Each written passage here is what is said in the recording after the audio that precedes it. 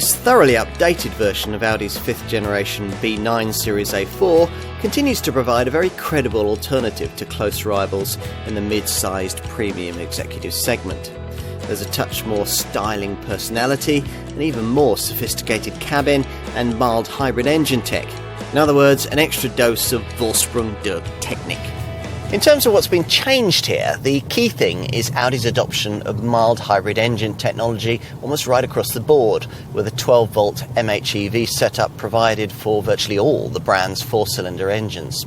Otherwise, the engineering of this Mark V A4 is much as it was when we first saw it back in 2015, which means it's still primarily a front or four-wheel drive car, in a segment dominated by rear-driven rivals. This hasn't held this Audi back too much in the past, and we don't expect that to be much of an issue with this facelifted 5th generation B9 series model either. Potential buyers of this car tend to prioritise comfort and refinement rather than on-the-limit handling, and the A4 continues to deliver impressively in both of these areas. The only real caveat here lies with the firmer sport suspension that you have to have with the S-Line trim level that most customers choose.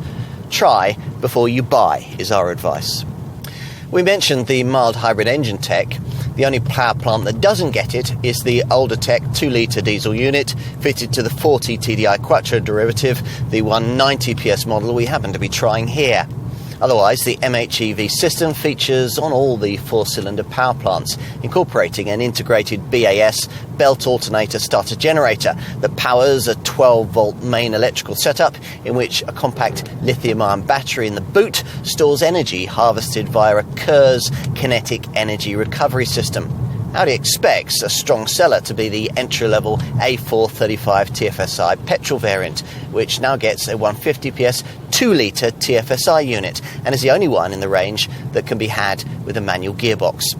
In S-tronic auto form, an A4 35 TFSI is capable of 42.8 miles to the gallon on the WLTP combined cycle and up to 126 grams per kilometre of any DC-rated CO2. The same 2-litre TFSI engine is offered in 190 PS form in the 40 TFSI and in 245 PS guise in the 45 TFSI Quattro. Diesel buyers are offered the Volkswagen Group's newest 2-litre TDI unit in 136 PS form in the base 30 TDI derivative or in 163 PS guise in the mid-range 35 TDI model that many A4 customers will want. Diesel also now powers the sporting S4 model, which now uses a 347 PS 3-litre twin-turbo 6-cylinder unit, which has the more advanced 48-volt MHEV system and is boosted by an electric compressor. It's always difficult to update someone else's work, but Audi head of design Mark Lichter has addressed the task purposefully with this B9 Series 5th generation A4, leaving only the roof, the bonnet and the boot lid of Wolfgang Egger's original shape untouched. The previous car was classy, but there was nothing particularly memorable about it. The Saloon and Avant versions of this updated model have a bit more pavement presence. As ever, though, with an Audi, it's the interior that'll really sell you this car. Let's check it out.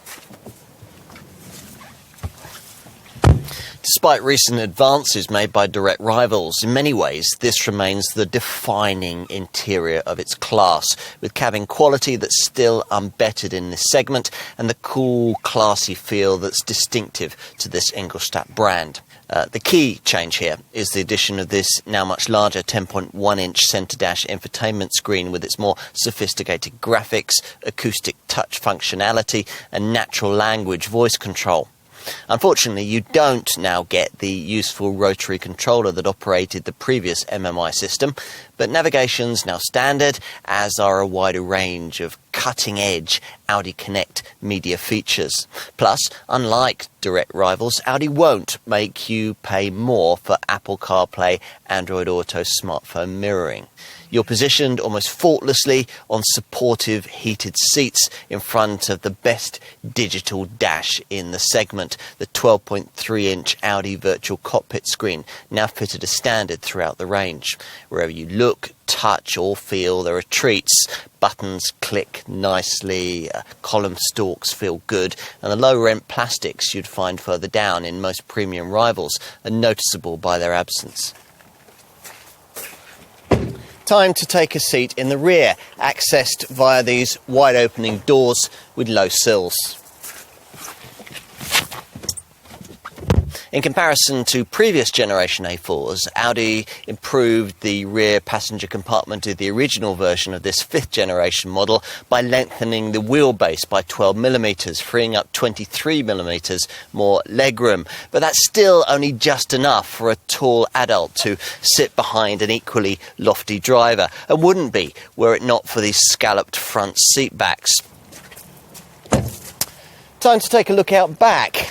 Avant estate models get a standard electrically operated tailgate, and with both body styles, the optional advanced key package allows you to open either the boot lid or the hatch by waving your foot below the bumper should you be approaching your A4 laden down with bags. This car's conventional mechanism flips the trunk to reveal a 480-litre boot. The Avant estate model would give you 505 litres. And in summary, well, even more than before, this A4 feels like a car that's been lovingly and very carefully considered.